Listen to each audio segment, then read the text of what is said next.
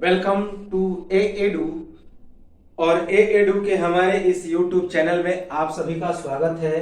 देखिए, मध्यकालीन भारत के इतिहास को हम लोग पढ़ रहे थे और मध्यकालीन भारत के इतिहास में हम लोग उत्तरवर्ती मुगल शासकों के बारे में पढ़ रहे थे। पिछले वीडियो में हमने मुगल वंश के 7वें शासक, जिसका नाम था बहादुर शाह प्रथम, उसके बारे में हमने चर्चा किया और आज उसी बहादुर शाह प्रथम को हम लोग आगे बढ़ाएंगे और उसके कुछ और फैक्ट बचे हैं जिनको हम लोग समाप्त करेंगे।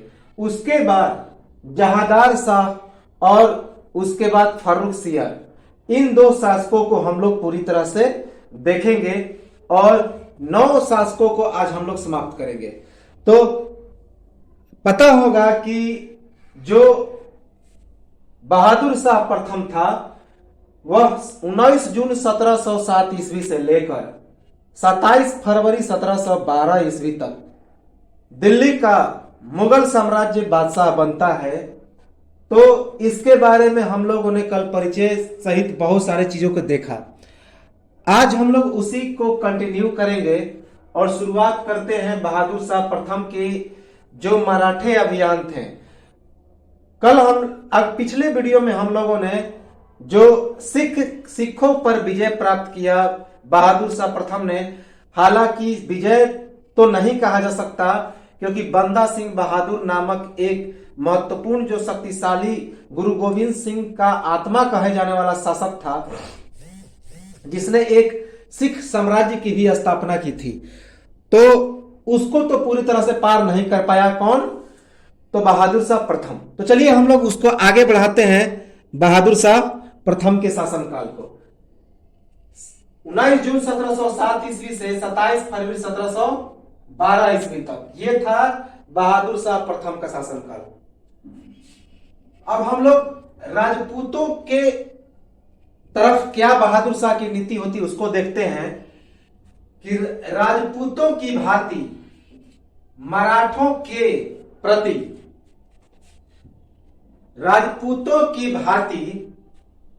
मराठों के प्रति बहादुर शाह प्रथम की नीति अस्थिर थी। तो जिस प्रकार राजपूतों के साथ जो अस्थिर की नीति थी बहादुर शाह प्रथम की, तो उसी प्रकार मराठों के साथ भी इसकी जो नीति रही वह अस्थिर रही, अर्थात उथल पुथल रही। तो राजपूतों के भांति मराठों के प्रति भी बहादुर शाह प्रथम की नीति क्या रही? अस्थिर रही। मराठे भी इसे काफी तंग किए जिस तरह राजपूतों ने तंग किया। तो राजपूतों की भांति मराठों के प्रति बहादुर शाह प्रथम की नीति अस्थिर रही। शिवाजी के पौत्र साहू जी को कैद से रिहा किया। इंपॉर्टेंट है कि शिवाजी के पौत्र साहू जी को किसने रिहा किया? तो रिहा किया किसने? बहादुर शाह प्रथम ने। और साहू जी ने मुगलों का आधिपत्य स्वीकार कर लिया। तो याद रखेंगे कि शिवाजी के पौत्र साहू जी मुगलों का आधिपत्य स्वीकार कर लिया था, लेकिन जो बहादुर शाह प्रथम था उसने साहू जी को रिहा कर दिया था। याद रखेंगे कि शिवाजी के पौत्र साहू जी को रिहा किया, शिवाजी के पौत्र साहू जी को कैद से रिहा किया। साहू जी द्वारा मुगलों का आधिपत्य स्वीकार कि साहू जी जो कि शिवाजी का पौत्र था वह मुगलों का आधिपत्य स्वीकार कर लिया था, लेकिन बहादुर शाह प्रथम ने उसे कैद से रिहा कर दिया। याद रखेंगे, इंपॉर्टेंट है, तो इसे याद रखा जाएगा।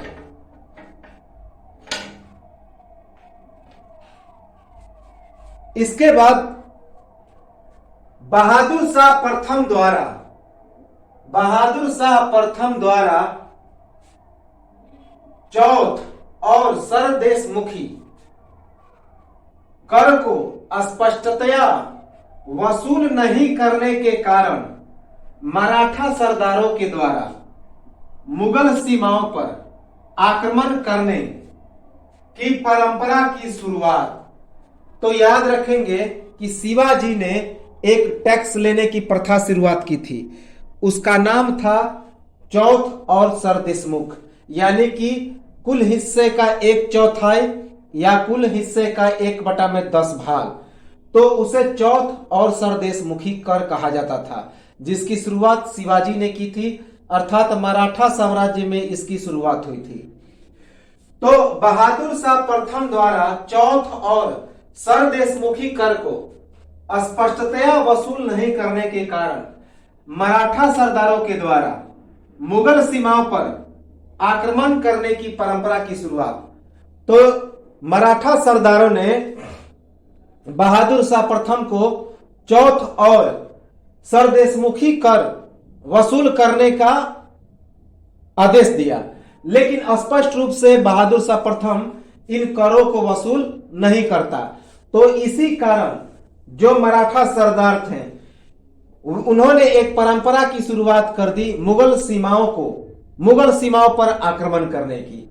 अब वे मुगल सीमा पर आक्रमण करने की परंपरा की शुरुआत कर दिए। क्यों? क्योंकि जो बहादुर शाह प्रथम था वह स्पष्ट रूप से सरदेशमुखी और चौथ नामक कर को वसूल नहीं करता था, जिसकी शुरुआत किसने की थी? तो शिवाजी ने, अर्थात मराठों के द्वारा इसकी शुरुआत की गई थी। मीर बख्शी पर आसीन जुल्फिकार खां को दक्कन की सूबेदारी। याद रखेंगे पिछले वीडियो में हमने बताया था कि यह जो बहादुर शाह प्रथम था तो उसने जुल्फिकार खां को मीर बख्शी की उपाधि दी थी, और इसका पुत्र का नाम इसके पिता का नाम कौन था? तो असद खां। तो असद खां के पुत्र जुल्फिकार खां को दक्कन की सूबेदारी सौंप दी। एक ही अमीर को एक साथ 2 महत्वपूर्ण पद प्रदान करने की भूल, वजीर के पद के सम्मान में वृद्धि, वजीर का पद प्राप्त करने की प्रतिस्पर्धा की शुरुआत। तो यह जो बहादुर शाह प्रथम था वह असद खां के पुत्र, असद खां जो उसका वजीर था, उसका पुत्र जुल्फिकार खां को दक्कन की सूबेदारी सौंप दिया, जो कि पहले मीर बख्शी के पद पर आसीन था। मीर बख्शी के पद पर तो बहादुर शाह प्रथम ने जुल्फिकार खां को आसीन ही किया, साथ ही साथ उसे दक्कन की भी सूबेदारी दे दी। तो एक ही अमीर को एक साथ 2 पद प्रदान करने की इसकी सबसे बड़ी भूल हो गई, और इस प्रकार वजीर के सम्मान में वृद्धि हो गई और वजीर का पद प्राप्त करने की प्रतिस्पर्धा की शुरुआत हो गई। अब लगने लगा कि जो है वजीर के पद में फायदा है, क्योंकि इसके सम्मान में जब वृद्धि हो गई तो वजीर को पद प्राप्त करने के लिए होड़ मच गई। तो याद रखेंगे कि मीर बख्शी के पद पर आसीन जुल्फिकार खां को दक्कन की सूबेदारी एक ही अमीर को एक साथ 2 महत्वपूर्ण पद प्रदान करने की भूल, वजीर के पद के सम्मान में वृद्धि, वजीर का पद प्राप्त करने की प्रतिस्पर्धा में क्या हो गई? तो शुरुआत हो गई। तो याद रखेंगे कि यह जो बहादुर शाह प्रथम था वह मीर बख्शी के पद पर आसीन जुल्फिकार खां को दक्कन की भी सूबेदारी सौंप देता है। तो इस प्रकार एक ही अमीर को एक साथ 2 महत्वपूर्ण पद प्रदान करने की इसकी बहुत बड़ी भूल हो गई। इस प्रकार वजीर के पद के सम्मान में वृद्धि हो गया और वजीर का पद प्राप्त करने के प्रतिस्पर्धा में शुरुआत हो गई। याद रखेंगे,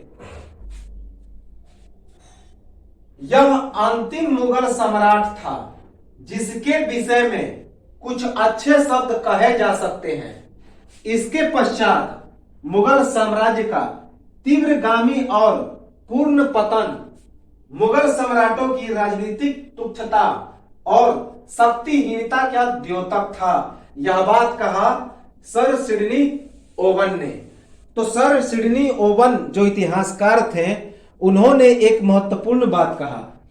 तो सर सिडनी ओवन ने क्या कहा कि बहादुर शाह प्रथम के बारे में कि यह अंतिम मुगल सम्राट था जिसके विषय में कुछ अच्छे शब्द कहे जा सकते हैं। इसके पश्चात मुगल साम्राज्य का तीव्रगामी और पूर्ण पतन मुगल सम्राटों की राजनीतिक तुच्छता और शक्तिहीनता का द्योतक था। Sir Sydney oven. तो सर सिडनी ओवन ने कहा कि यह अंतिम मुगल सम्राट था जिसके विषय में कुछ अच्छे शब्द कहे जा सकते हैं। इसके पश्चात मुगल साम्राज्य का तीव्रगामी और पूर्ण पतन मुगल सम्राटों की राजनीतिक तुच्छता और शक्तिहीनता का द्योतक था। याद रखेंगे कि इसके बाद जो है लगभग पूर्णतः विनाश हो गया था मुगल सम्राटों का। तो यही बात कहा सर सिडनी ओवन ने कि यह अंतिम मुगल सम्राट था जिसके विषय में कुछ अच्छे शब्द कहे जा सकते हैं। इसके पश्चात मुगल साम्राज्य का तीव्रगामी और पूर्ण पतन मुगल सम्राटों की राजनीतिक तुच्छता और शक्तिहीनता का द्योतक था। यह बात कहा सर सिडनी ओवन ने। याद रखेंगे। 1711 ईस्वी मोस्ट इंपॉर्टेंट, ये एक इंपॉर्टेंट फैक्ट है। 1711 ईस्वी में डच प्रतिनिधि शिष्टमंडल जेसुआ केटेलार का दरबार में आगमन होता है और इस शिष्टमंडल का दरबार में भव्य स्वागत होता है। शिष्टमंडल में महत्वपूर्ण भूमिका पुर्तगाली स्त्री जूलियानी की होती है। इस भूमिका के लिए जूलियानी को बीबी फिदवा की उपाधि प्रदान की जाती है। तो याद रखेंगे कि 1711 ईस्वी में डच प्रतिनिधि का एक शिष्टमंडल बहादुर शाह प्रथम के दरबार में आता है और यह जो शिष्टमंडल होता है जेसुआ केटलर के नेतृत्व में आता है और इसका दरबार में भव्य स्वागत होता है। और इस शिष्टमंडल की महत्वपूर्ण भूमिका पुर्तगाली स्त्री जूलियाना करती है और इसी कारण जूलियाना को बहादुर शाह प्रथम के द्वारा बीबी फिदवा की उपाधि दी जाती है। तो याद रखेंगे कि 1711 ईस्वी में डच प्रतिनिधि मंडल जेसुआ केटलर जो डच प्रतिनिधि शिष्टमंडल था उसका नाम क्या था? जेसुआ केटेलार। याद रखेंगे कि जेसुआ केटेलार नामक एक डच प्रतिनिधि शिष्टमंडल 1711 ईस्वी में बहादुर शाह प्रथम के दरबार में आया। इसका भव्य स्वागत हुआ और इस शिष्टमंडल में महत्वपूर्ण भूमिका एक पुर्तगाली स्त्री जूलियानी ने की। इसी कारण बहादुर शाह प्रथम द्वारा जूलियानी को बीबी फिदवा की उपाधि प्रदान की गई। तो याद रखेंगे कि 1711 ईस्वी डच प्रतिनिधि शिष्टमंडल जेसुआ केटेलार का दरबार में आगमन, भव्य स्वागत। शिष्टमंडल में महत्वपूर्ण भूमिका पुर्तगाली स्त्री जूलियानी की। इसी भूमिका के लिए जूलियानी को बीबी फिदवा की उपाधि प्रदान की जाती है। बहादुर शाह प्रथम की मृत्यु के बाद चारों पुत्रों जहांदार शाह, अजीम उस शान, रफीद उस शान तथा जहां शाह में उत्तराधिकार युद्ध आरंभ। बहादुर शाह प्रथम के शव के एक मांस का भी दफन नहीं। तो याद रखेंगे, एक इंपॉर्टेंट फैक्ट है कि यही एक ऐसा बादशाह था बहादुर शाह प्रथम जिसके एक मांस को भी दफन नसीब नहीं हुआ। अर्थात इसका जब ये मर गया तो इसके शव के एक मांस का भी दफन नसीब नहीं हुआ। अर्थात चारों भाई अपने आप में उत्तराधिकार के लिए युद्ध शुरू कर दिए और इसे दफन नहीं किया गया। याद रखेंगे। तो बहादुर शाह प्रथम की मृत्यु के बाद चारों पुत्रों जहांदार शाह, अजीम उस शान, रफीद उस शान तथा जहां शाह में उत्तराधिकार युद्ध आरंभ। बहादुर शाह प्रथम के सबके एक मांस का भी दफन नहीं। तो बहादुर शाह प्रथम के मृत्यु के बाद उसके चारों पुत्र कौन कौन? जहांदार शाह, अजीम उस शान, रफीद उस शान तथा जहां शाह। तो इन चारों में उत्तराधिकार का युद्ध आरंभ हो जाता है और मृत्यु का जो शव पड़ा था बहादुर शाह प्रथम का, उसके एक मांस को भी दफन नसीब नहीं हुआ। तो याद रखेंगे कि बहादुर शाह प्रथम के शव के एक मांस का भी दफन नहीं। मोस्ट इंपॉर्टेंट है कि चारों पुत्र कौन थे? जहांदार शाह, अजीम उस शान, रफीद उस शान और जहां शाह। तो बहादुर शाह प्रथम की मृत्यु के बाद इन चारों में उत्तराधिकार का युद्ध होता है और बहादुर शाह प्रथम के सब के एक मांस का भी दफन नहीं होता। तो इस प्रकार हमारा ये बहादुर शाह प्रथम समाप्त होता है। बहादुर शाह प्रथम जो कि एक 7वां शासक था, इसे हम लोगों ने समाप्त किया। याद रखेंगे इसे कौन सी उपाधि मिली थी? तो शाहे बेखबर की। लापरवाह था। इसके बाद अगला जिसका नाम था जहांदार शाह, यह बहादुर शाह प्रथम का ज्येष्ठ पुत्र था। यह मुगल साम्राज्य का 8वां शासक बनता है। तो जहांदार शाह बहादुर शाह प्रथम के बाद अगला मुगल सम्राट बनता है। तो हम लोग उसे देखते हैं। जहांदार शाह 1712 ईस्वी से लेकर 1713 ईस्वी, मात्र एक बरस के लिए। तो 1712 ईस्वी से लेकर 1713 ईस्वी तक, महज एक बरस तक जो जहांदार शाह था वह दिल्ली की गद्दी पर आसीन होता है, अर्थात मुगल बादशाह बनता है। तो जहांदार शाह 1712 ईस्वी से लेकर 1713 ईस्वी तक मुगल बादशाह बनता है, अर्थात महज एक बरस तक बादशाह रहता है। इसका जन्म 10 मई 1661 ईस्वी को हुआ था। तो पूछा जाएगा कि जहांदार शाह का जन्म कब हुआ? तो 10 मई 1661 ईस्वी को। इसके पिता कौन थे? तो बहादुर शाह प्रथम। बहादुर शाह प्रथम का ज्येष्ठ पुत्र था। और इसकी माता कौन थी? तो निजाम बाई। जहांदार शाह के पिता कौन था? तो जहांदार शाह का पिता था बहादुर शाह प्रथम। और जो जहांदार शाह था बहादुर शाह प्रथम का ज्येष्ठ पुत्र था, अर्थात सबसे बड़ा पुत्र था। और इसकी माता का नाम क्या था? निजाम बाई। याद रखेंगे कि जहांदार शाह की माता का नाम था निजाम बाई और पिता का नाम था बहादुर शाह प्रथम। और इसी बहादुर शाह प्रथम का ज्येष्ठ पुत्र कौन था? तो जहांदार शाह। इसकी पत्नी का नाम था लाल कुंवर, जो एक वैश्या थी। तो याद रखेंगे कि लाल कुंवर या फिर उसे लाल कुंवारी भी कहा जाता है। तो जहांदार शाह की पत्नी का नाम क्या था? लाल कुंवर, जो एक वैश्या थी। और इसी वैश्या पर वह आसक्त हो गया था, दीवाना हो गया था। तो याद रखेंगे जहांदार शाह की पत्नी का नाम था लाल कुंवर, जो एक वैश्या थी, अर्थात क्या थी? उसी पर यह आसक्त हो गया था, वैश्या पर। लाल कुंवर या फिर लाल कुंवारी। मुगल साम्राज्य का 8वां बादशाह। तो अभी हमने बताया कि जो जहांदार शाह था वह मुगल साम्राज्य का 8वां बादशाह था। 7वां बादशाह कौन था? तो बहादुर शाह प्रथम। और जहांदार शाह मुगल साम्राज्य का 8वां बादशाह था।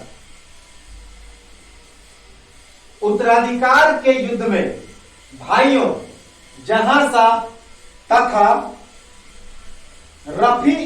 रफीद उस्सान के पदच्युत तथा अजीम उस्सान की हत्या कर सत्ता पर कब्जा। मीर बख्शी जुल्फिकार खान द्वारा सहायता। तो याद रखेंगे कि उत्तराधिकार के युद्ध में भाइयों कौन से भाइयों को हराया?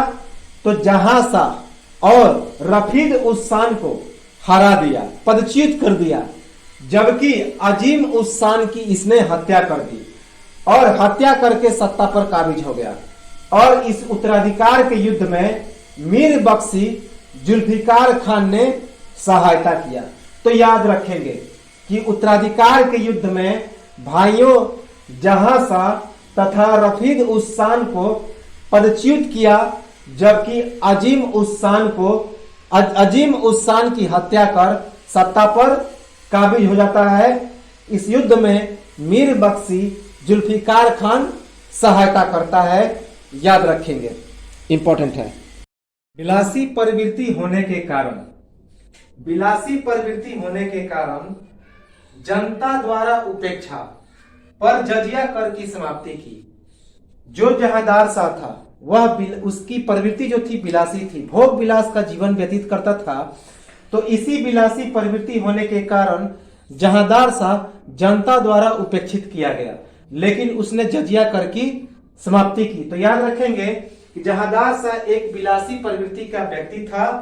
तो इसी विलासी प्रवृत्ति होने के कारण जनता द्वारा उपेक्षा किया गया, पर जजिया कर की समाप्ति की। 1712 ईस्वी में अब्दुल्ला खान, हुसैन खान तथा फर्रुखसियर का पटना से कूच, आगरा में युद्ध, जहांदार शाह की पराजय तथा पराजित होकर जुल्फिकार खान के पिता असद खां के यहाँ दिल्ली में शरण, असद खां द्वारा दिल्ली में कैद। तो सैयद बंधु थे जिनका नाम था 1712 ईस्वी में सैयद अब्दुल्ला खान और सैयद हुसैन अली खान। ये दोनों भाई थे जो जहांदार शाह के क्या थे? वजीर थे। और ये सैयद बंधु किंग मेकर कहे जाते थे। तो सैयद बंधु सैयद हुसैन अली खान और सैयद अब्दुल्ला खान दो भाई थे। दोनों किंग मेकर कहे जाते थे, अर्थात राजा का निर्माता। दोनों ने ही इस फर्रुखसियर, आगे जो हम लोग बताएंगे फर्रुखसियर और उसके बाद के जो दो शासक है रफीद उस्सान, रफीद उज मिर्जा, इन दोनों का भी उन्हीं ने ही सत्ता पे बैठाया था। तो सैयद बंधु के द्वारा ही फर्रुखसियर और उसके बाद के जो दो शासक इन्हीं के द्वारा बैठाए गए थे सैयद बंधु। इसी कारण सैयद बंधु सैयद हुसैन अली खां तथा सैयद अब्दुल्ला खां, जिन्हें किंग मेकर अर्थात राजा का निर्माता कहा जाता था, उन दोनों को लेकर फर्रुखसियर पटना से कूच करता है। फर्रुखसियर क्या करता है? तो पटना से कूच करता है।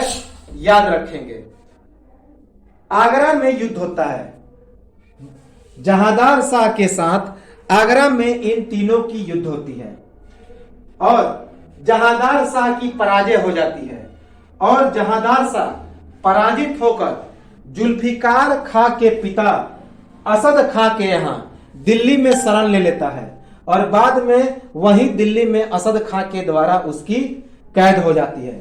तो असद खां द्वारा दिल्ली में कैद। याद रखेंगे कि 1712 ईस्वी में सैयद अब्दुल्ला खां, सैयद हुसैन अली खां तथा फर्रुखसियर का पटना से कूच, आगरा में युद्ध, जहांदार शाह की पराजय और पराजित होकर जुल्फिकार खां के पिता असद खां के यहाँ दिल्ली में शरण ले लेता है और बाद में असद खां द्वारा दिल्ली में उसे कैद कर दिया जाता है। इंपॉर्टेंट है।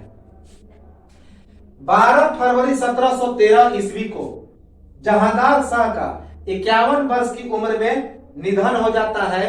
किसके द्वारा? तो फर्रुखसियर के द्वारा उसकी हत्या कर दी जाती है। तो याद रखेंगे कि 12 फरवरी 1713 ईस्वी को फर्रुखसियर के द्वारा जहांदार शाह की हत्या कर दी जाती है और इस प्रकार उसका निधन हो जाता है। इंपॉर्टेंट है। कितने वर्षों में? तो 51 वर्ष की उम्र में। तो 12 फरवरी 1713 ईस्वी को 51 वर्ष की उम्र में फर्रुखसियर के द्वारा हत्या कर दी जाती है। किसकी? दार शाह की और उसकी निधन हो जाती है। एक इंपॉर्टेंट फैक्ट है जो जहांदार शाह के बारे में पूछा जाता है अक्सर, कि लंपट मूर्ख की संज्ञा दी गई थी किसे? जहांदार शाह को, इतिहासकार इरादत खान के द्वारा। तो जहांदार शाह को इरादत खान जो इतिहासकार था, इतिहासकार इरादत खान के द्वारा लंपट मूर्ख की संज्ञा दी गई थी। और याद रखेंगे बहादुर शाह प्रथम को हमने क्या बताया था कि साहेब बेखबर की संज्ञा दी गई थी। तो बहादुर शाह प्रथम को साहेब बेखबर, जहांदार शाह को लंपट मूर्ख और फिर फारूक सियर को घृणित कायर, जो हम लोग आगे देखेंगे। तो लंपट मूर्ख की संज्ञा दी गई जहांदार शाह को किसके द्वारा? तो इतिहासकार इरादत खान के द्वारा। इंपॉर्टेंट है कि इतिहासकार इरादत खान के द्वारा जहांदार शाह को किस चीज की उपाधि दी गई? तो लंपट मूर्ख की। तो यह था जहांदार शाह। और एक सबसे महत्वपूर्ण इंपॉर्टेंट फैक्ट, जहांदार शाह ने एक कृषक शोषणकारी इजारा व्यवस्था की शुरुआत की थी। तो किसानों को शोषण करने वाले एक नियम की शुरुआत की थी जहांदार शाह ने, जिसका नाम था इजारा व्यवस्था। तो यह पूछा गया प्रश्न है कि इजारा व्यवस्था किस चीज से संबंधित है? तो किसानों के शोषण से संबंधित है। इसकी शुरुआत किसने की थी? जहांदार शाह ने। तो कृषक शोषणकारी एक नियम की शुरुआत की किसने? जहांदार शाह ने। इसका नाम था इजारा व्यवस्था। तो कृषक शोषणकारी इजारा व्यवस्था की शुरुआत किसने की? तो जहांदार शाह ने। इसके बाद अगला शासक फारूक सियर बनता है मुगल बादशाह। तो अगला मुगल बादशाह कौन बनता है? फारूक सियर। 1713 ईस्वी से 1719 ईस्वी तक, 6 वर्षों तक। तो 1713 ईस्वी से 1719 ईस्वी तक, 6 वर्षों तक अगला जो शासक बनता है मुगल बादशाह वो है फारूक सियर। इसका जन्म 20 अगस्त 1685 ईस्वी को हुआ था। तो यह नवा शासक बनता है मुगल साम्राज्य का। 20 अगस्त 1685 ईस्वी को औरंगाबाद महाराष्ट्र में हुआ था। तो 20 अगस्त 1685 ईस्वी को फारूक सियर का जन्म हुआ था। कहां पे? औरंगाबाद महाराष्ट्र में। यही औरंगाबाद जिसका नाम पहले फिरकी था, और इसे औरंगाबाद किसने नाम दिया? तो औरंगजेब ने।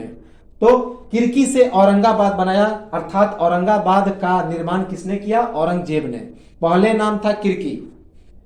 तो वहीं पर 20 अगस्त 1685 ईस्वी को फारूक सियर का जन्म होता है। 20 अगस्त 1685। इसके पिता अजीम उस शान, जो कि जहांदार शाह का भाई था, और जहांदार शाह ने 1712 ईस्वी में उत्तराधिकार के युद्ध में अजीम उस शान की हत्या कर दी थी। तो उसी अजीम उस शान का पुत्र था कौन? फारूक सियर। तो इसके पिता का नाम था अजीम उस शान, माता का नाम था साहिबा निस्वान, जो एक राजपूत वंश से ताल्लुकात रखती थी। राजा अजीत सिंह की पुत्री थी। तो फारूक सियर की माता का नाम था साहिबा निस्वान। इसकी पत्नी नवाब फकुनिखा बेगम साहिबा तथा इंदिरा कुंवर थी। तो याद रखेंगे कि फारूक सियर की 2 पत्नियां थी, नवाब फकुनिखा बेगम साहिबा और दूसरी थी इंदिरा कुंवर। तो याद रखेंगे नवाब फकुनिखा बेगम साहिबा और इंदिरा कुंवर फारूक सियर की पत्नियां थी। इंपॉर्टेंट है।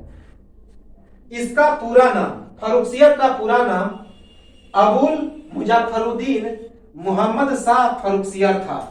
तो अबुल मुजफ्फरुद्दीन मोहम्मद शाह फारूक सियर, यह फारूक सियर का पूरा नाम था। क्या? अबुल मुजफ्फरुद्दीन मोहम्मद शाह फारूक सियर। याद रखेंगे अबुल मुजफ्फरुद्दीन मोहम्मद शाह फारूक सियर, यह फारूक सियर का पूरा नाम था। उपाधि, 3 उपाधियां मिली थी फारूक सियर को। आलिम अकबर सानी वाला, आलिम अकबर सानी वाला, शान पादशाही बह-उर-बार और शाहिदे मजलूम। तो 3 उपाधियां मिली थी फारूक सियर को। पहला आलिम अकबर सानी वाला, दूसरा शान पादशाही बह-उर-बार और तीसरा शाहिदे मजलूम। तो याद रखेंगे इसे 3 उपाधियां मिली, आलिम अकबर सानी वाला, शान पादशाही बह उर्बार और शाहिदे मजलूम। तो इसे याद रखेंगे। 1715 ईस्वी मोस्ट इंपॉर्टेंट है यह। 1715 ईस्वी एक ब्रिटिश शिष्टमंडल का जॉन सरमन की अध्यक्षता में फरुखसियर की दरबार में आगमन। 1717 ईस्वी में शिष्टमंडल फरुखसियर की दरबार में आया। तो 1715 ईस्वी में एक ब्रिटिश शिष्टमंडल जॉन सरमन की अध्यक्षता में फरुखसियर की दरबार में आता है और 1717 ईस्वी में यह दरबार में प्रवेश करता है। तो 1715 ईस्वी में जॉन सरमन की अध्यक्षता में एक ब्रिटिश शिष्टमंडल फरुखसियर की दरबार में आने के लिए निकलता है और 2 वर्षों के बाद 1717 ईस्वी में यह फरुखसियर की दरबार में प्रवेश करता है। शिष्टमंडल आने के समय फरुखसियर जानलेवा घाव से पीड़ित था। शिष्टमंडल में शामिल एक डॉक्टर हैमिल्टन के द्वारा फरुखसियर का सफल इलाज खुश होकर फरुखसियर द्वारा अंग्रेजों को भारत में कहीं पर भी व्यापार करने की अनुमति तथा अंग्रेजों द्वारा बनाए गए सिक्कों को भारत में सभी जगह मान्यता। फरुखसियर द्वारा जारी की गई इस घोषणा को ईस्ट इंडिया कंपनी की मैग्ना कार्टा की संज्ञा दी गई। मैग्ना कार्टा का सर्वप्रथम प्रयोग 1215 ईस्वी में ब्रिटेन के जॉन द्वितीय द्वारा हुआ था। तो मोस्ट इंपॉर्टेंट घटना है फरुखसियर के संबंध में। आधुनिक भारत के इतिहास में हम लोग इसे जरूर पढ़ेंगे कि 1715 ईस्वी में एक ब्रिटिश शिष्टमंडल जॉन सरमन की अध्यक्षता में फरुखसियर के दरबार में चला। 2 वर्षों के बाद फरुखसियर के दरबार में यह ब्रिटिश शिष्टमंडल प्रवेश करता है और जब यह शिष्टमंडल आया उस समय जो फरुखसियर था एक जानलेवा घाव से पीड़ित था और काफी संकट में था। शिष्टमंडल में शामिल जॉन सरमन की जो शिष्टमंडल थी, ब्रिटिश शिष्टमंडल थी, उसमें एक हैमिल्टन नामक डॉक्टर भी आया था। तो उस हैमिल्टन नामक डॉक्टर ने फरुखसियर का सफल इलाज किया। इस इलाज से खुश होकर फरुखसियर ने अंग्रेजों को भारत में कहीं पर भी करमुक्त व्यापार करने की सुविधा दे दी।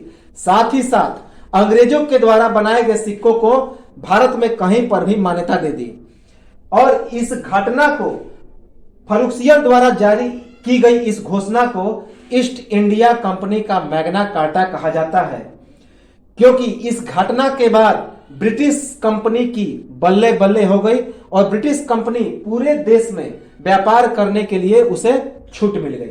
मैग्ना कार्टा का सर्वप्रथम प्रयोग 1215 ईस्वी में ब्रिटेन के जॉन द्वितीय द्वारा किया गया था। याद रखेंगे, ब्रिटेन के जॉन द्वितीय द्वारा।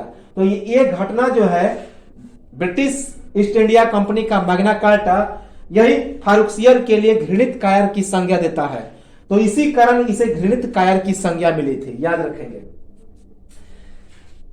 1712 ईस्वी में जहांदार शाह द्वारा फरुखसियर के पिता अजीम उस शान की हत्या 10 जनवरी 1713 ईस्वी को सामूगढ़ के युद्ध में पिता की मौत का बदला लेने के उद्देश्य से फरुखसियर की सेनाओं द्वारा जहांदार शाह की पराजय एवं हत्या सैयद बंधुओं की मदद से बादशाह। तो याद रखेंगे 1712 ईस्वी में उत्तराधिकार के युद्ध में जहांदार शाह ने फरुखसियर के पिता अजीम उस शान की हत्या कर दी थी। उसी का बदला लेने के लिए 10 जनवरी 1713 ईस्वी को सामूगढ़ के युद्ध में फरुखसियर की सेनाओं द्वारा जहांदार शाह की पराजय होती है और उसकी हत्या कर दी जाती है और सैयद बंधुओं की मदद से यह फरुखसियर बादशाह बनता है। इसी कारण तो सैयद बंधुओं को क्या कहा जाता है? किंग मेकर कहा जाता है। तो 1712 ईस्वी में उत्तराधिकार के युद्ध में जहांदार शाह फरुखसियर के पिता अजीम उस शान की हत्या कर देता है और उसी का बदला लेने के लिए 10 जनवरी 1713 ईस्वी को 10 जनवरी 1713 ईस्वी को सामूगढ़ के युद्ध में फरुखसियर की सेना जहांदार शाह को पराजित कर देता है और उसकी हत्या कर देता है। और इसके बाद सैयद बंधुओं की मदद से यह फरुखसियर क्या बनता है? तो बादशाह बनता है। कहां का? दिल्ली का। इसका राज्याभिषेक तो राज्याभिषेक कब हुआ? 1713 ईस्वी में दिल्ली में। तो उसके बाद जैसे ही यह अपने आप को बादशाह की घोषणा करता है तो 1713 ईस्वी में दिल्ली में इसका राज्याभिषेक होता है। किसका? फारुखसियर का, 1713 ईस्वी में। सैयद बंधुओं के दबाव में सैयद हुसैन अली खां को वजीर नियुक्त। यह जो फारुखसियर था इस पर सैयद बंधुओं का वर्चस्व था। तो सैयद बंधुओं के दबाव में सैयद हुसैन अली खां को इसने क्या किया? वजीर नियुक्त किया। तो उन दोनों के दबाव के कारण इसने सैयद हुसैन अली खां को क्या नियुक्त किया? तो वजीर नियुक्त किया। याद रखेंगे। 1715 ईस्वी में अजीत सिंह की बेटी जिसका नाम क्या था? तो साहिबा निस्वान। तो 1715 ईस्वी में अजीत सिंह की बेटी से विवाह कर राजपूत एवं जाट शक्तियों पर रोक, राजपूत एवं जाट शक्तियों पर यह रोक नहीं लगा सकता था। तो इसी कारण इसने राजपूत एवं जाट शक्तियों से वैवाहिक संबंध स्थापित करना शुरू किया। तो इसी कारण 1715 ईस्वी में अजीत सिंह की बेटी जिसका नाम था साहिबा निस्वान, उससे विवाह कर राजपूत एवं जाट शक्तियों पर रोक लगाता है। 1716 ईस्वी में बंदा बहादुर को पकड़कर उसकी दोनों आंखें फोड़कर खाल निकालकर बहुत बुरी तरीके से हत्या करता है। 40 सिखों की भी हत्या हो जाती है। सिख लोगों का मुगलों से आक्रोश। 1716 ईस्वी में वही बंदा बहादुर जो कि गुरु गोविंद सिंह की आत्मा कहा जाता था, जो कि बहादुर शाह प्रथम के आक्रमण के बाद वह भाग चुका था लोहगढ़ से। तो याद रखेंगे कि 1716 ईस्वी में बंदा बहादुर को पकड़कर उसकी दोनों आंखें फोड़ देता है। कौन? तो फारुखसियर। और साथ ही साथ उसका खाल निकाल कर बहुत ही बुरी तरीके से निर्मम हत्या करता है, टुकड़े टुकड़े करके। साथ ही साथ 40 सिखों की भी यह हत्या करवाता है। इससे सिख लोगों में मुगलों के प्रति आक्रोश बढ़ जाता है। तो याद रखेंगे कि 1716 ईस्वी में बंदा बहादुर को पकड़कर उसकी दोनों आंखें फोड़कर खाल निकालकर बहुत बुरी तरीके से हत्या, 40 सिखों की भी हत्या, सिख लोगों का मुगलों से आक्रोश। सैयद हुसैन अली खां द्वारा फारुखसियर को गुलाम बनाने का प्रयास एवं फारुखसियर को पराजित करने हेतु दक्कन में मराठों से सहायता। सैयद हुसैन अली द्वारा मराठों को सरदेश मुखी एवं चौथ कर वसूलने की इजाजत। फारुखसियर द्वारा सैयद हुसैन अली पर हमला, फारुखसियर की पराजय। सैयद बंधु बहुत ही ताकतवर थे तथा 6 वर्षों के शासनकाल में फारुखसियर इनके चंगुल से कभी बच नहीं सका। तो याद रखेंगे कि सैयद हुसैन अली खां फारुखसियर को गुलाम बनाने का प्रयास करता है और फारुखसियर को पराजित करने के लिए दक्कन में मराठों से सहायता मांगता है। सैयद हुसैन अली मराठों को इसके बदले में कर वसूलने का आदेश देता है। कौन? मराठे।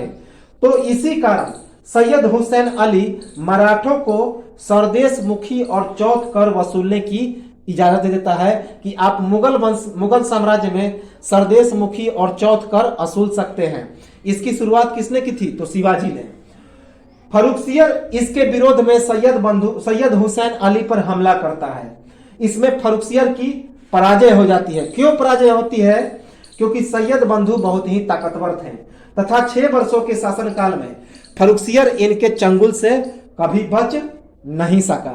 तो याद रखेंगे कि सैयद हुसैन अली खां फारुखसियर को गुलाम बनाने का प्रयास करता है और फारुखसियर को पराजित करने के लिए जो सैयद हुसैन अली खां था वह मराठों से सहायता मांगता है। इसके बदले में मराठे सरदेश मुखी और चौथ कर वसूलने की इजाजत मांगते हैं। तो सैयद हुसैन अली द्वारा मराठों को सरदेश मुखी और चौथ कर वसूलने की इजाजत मिल जाती है। फारुखसियर द्वारा सैयद हुसैन अली पर हमला किया जाता है इसके विरोध में कि जब फारुखसियर को लगता है कि चौथ कर वसूलने की इजाजत मिलती है, मराठों को सरदेश मुखी कर वसूलने की इजाजत मिलती है, तो इससे नाराज होकर फर्रुखसियर सैयद हुसैन अली पर हमला करता है। इस युद्ध में फर्रुखसियर की क्या हो जाती है? पराजय हो जाती है। क्यों?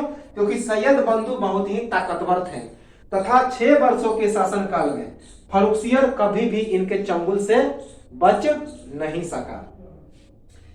इसका निधन, फर्रुखसियर का निधन 19 अप्रैल 1719 ईस्वी को 33 वर्ष की उम्र में हुआ। सैयद बंधुओं के द्वारा मराठों से संबंध स्थापित कर वध, किसके द्वारा वध किया गया? तो बालाजी विश्वनाथ के द्वारा, जो कि पेशवा था, एक महत्वपूर्ण पेशवा जो हम लोग आधुनिक भारत के इतिहास में पूरा डिटेल में पढ़ेंगे। तो 19 अप्रैल 1719 ईस्वी को 33 वर्ष की उम्र में जब सैयद बंधु मराठों से संबंध स्थापित कर लेता है तो उसी संबंध के दौरान बालाजी विश्वनाथ के द्वारा इसका वध कर दिया जाता है, हत्या कर दिया जाता है। तो याद रखेंगे कि 19 अप्रैल 1719 ईस्वी को 33 वर्ष की उम्र में सैयद बंधुओं द्वारा मराठों से संबंध स्थापित करने के बाद बालाजी विश्वनाथ जो एक पेशवा था उसके द्वारा फर्रुखसियर की हत्या कर दी जाती है। कब? 19 अप्रैल 1719 ईस्वी को 33 वर्ष की उम्र में। किसके द्वारा?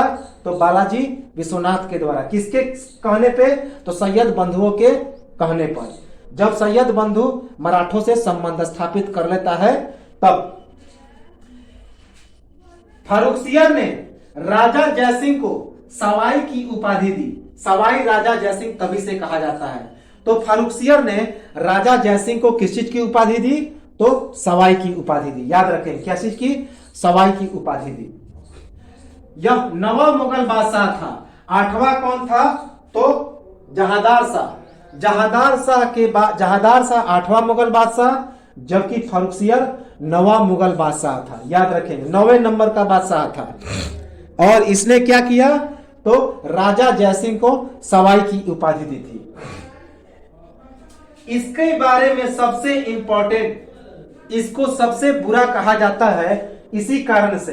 तो फर्रुखसियर को सबसे बुरा इसलिए कहा जाता है क्योंकि इसी के समय अंग्रेजों को कर मुक्त व्यापार की सुविधा मिली थी। पूरे देश में कहीं पे भी उनके सिक्के को चलाने की अनुमति मिल गई थी। इसी कारण इसे घृणित कायर की संज्ञा दी गई।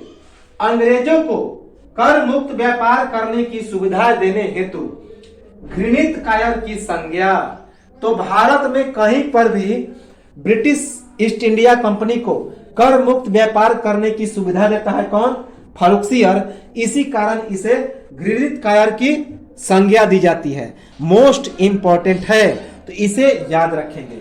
पूछा जाता है कि घृणित कायर की संज्ञा किसे दी गई? तो फर्रुखसियर को। फर्रुखसियर को घृणित कायर, जहांदार शाह को क्या? लंपट मूर्ख, और बहादुर शाह को साहे बेखबर। तो ये था हमारा आज का वीडियो। आज के वीडियो में हमने बहादुर शाह प्रथम को समाप्त किया, जहांदार शाह को देखा और फर्रुखसियर को देखा। इसके बाद अब हम लोग अगले वीडियो में इसके और शासकों को देखेंगे और इसके बाद हम लोग ये जो उत्तरवर्ती मुगल शासक है इसको आगे बढ़ाएंगे। तो एक बार इसका स्क्रीनशॉट ले लें और सब्सक्राइब जरूर करें ताकि आने वाला वीडियो आपको सूचित मिल सके, इन्फॉर्म हो सके। और साथ ही साथ बेल आइकन जरूर दबाएं और लाइक करें, कमेंट करें, शेयर जरूर करें और इसका स्क्रीनशॉट ले लें। तो मिलते हैं हम लोग अगले वीडियो में, तब तक के लिए